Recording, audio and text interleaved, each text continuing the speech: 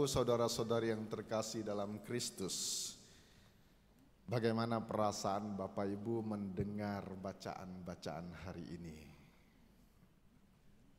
Adakah sedikit yang setuju dengan kitab pengkhotbah?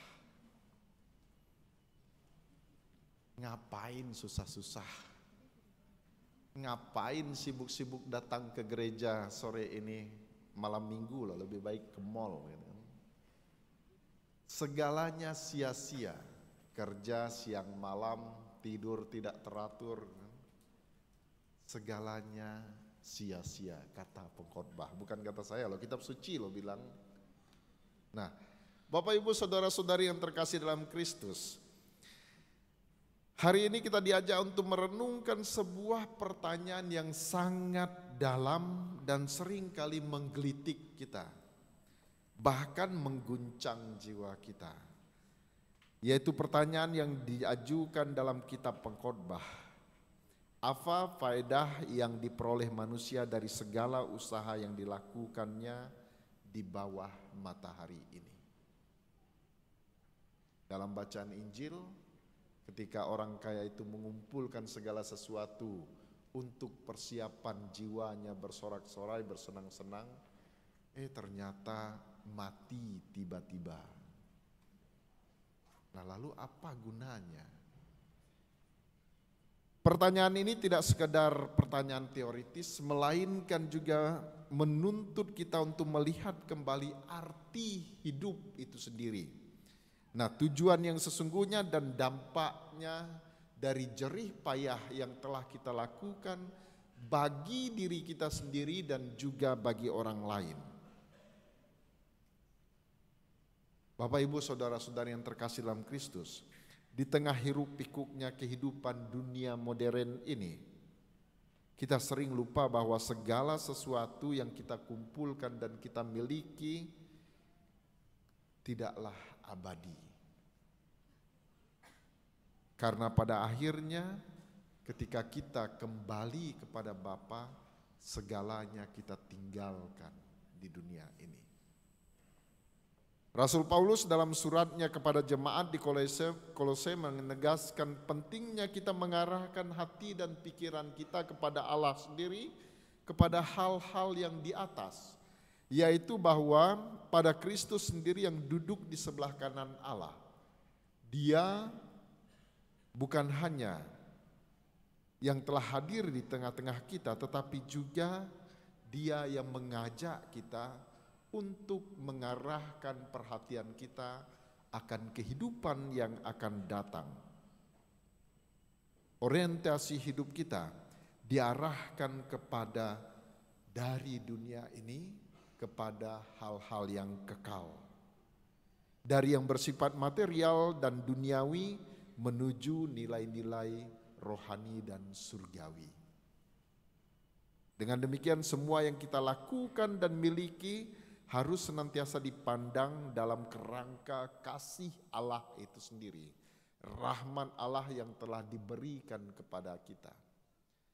Segala sesuatu yang kita miliki, yang kita perjuangkan adalah bukti cinta dari Allah sendiri, bahwa Ia menghargai perjuangan kita, dan juga bahwa melalui perjuangan ini hasil menuntun kita untuk terus-menerus bersyukur kepada Tuhan, sehingga kebahagiaan dunia ini mengantar kita pada kebahagiaan surgawi.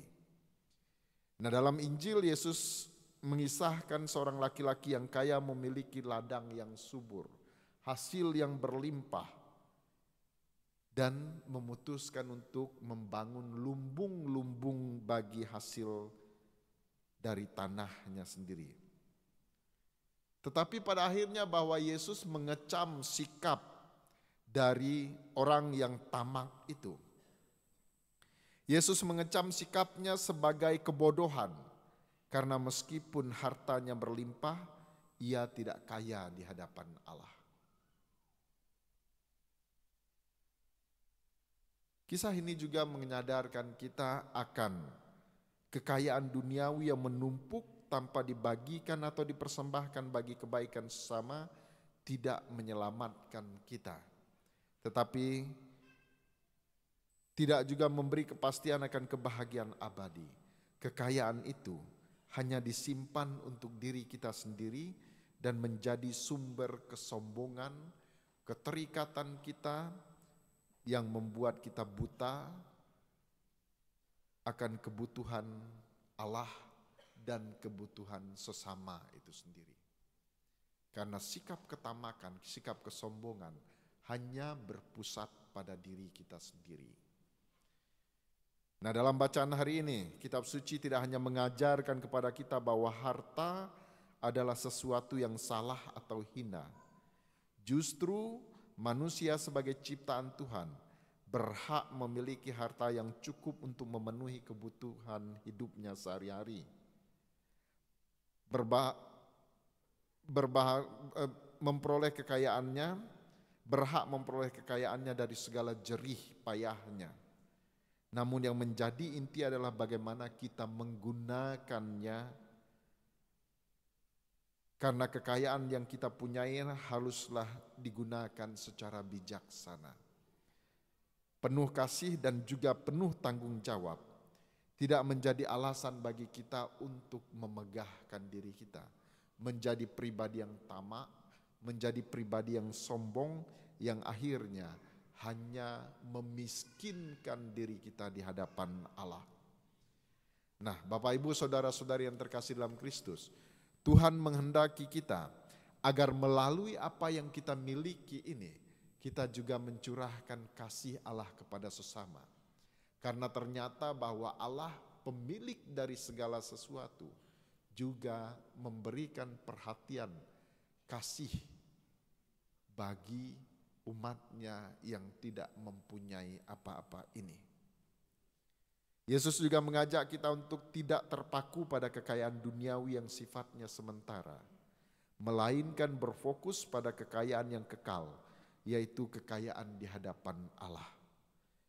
Kekayaan ini bukan berupa materi, melainkan berupa kasih, kemurahan hati, dan juga pelayanan kepada sesama yang tidak akan lenyap dan tidak akan diambil dari kita, tetapi terus-menerus menjadi kekayaan yang tidak terhingga nilainya bagi diri kita di dunia ini, bagi sesama maupun bagi Allah sendiri.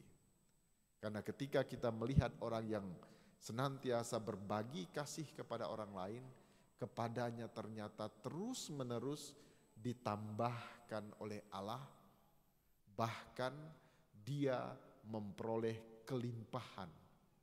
Karena melaluinya Allah mau agar semakin banyak orang mengenal kasih dan kekayaan yang berasal dari Allah sendiri. Nah, saudara-saudari yang terkasih dalam Kristus, semoga apa yang kita miliki tidak menjadi sia-sia bagi kita, tetapi terus-menerus mengantar kita untuk memperoleh kebahagiaan surgawi kita. Hal yang kita punyai di dunia ini harus mengantar kita pada yang disediakan bagi kita dalam kemuliaan surgawi.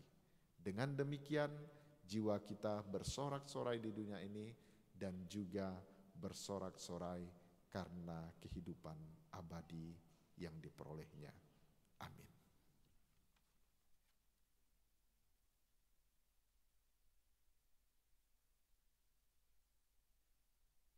Saudara-saudari terkasih, menanggapi sabda Allah, marilah kita bangkit berdiri, kita ungkapkan iman kepercayaan kita. Aku percayakan Allah,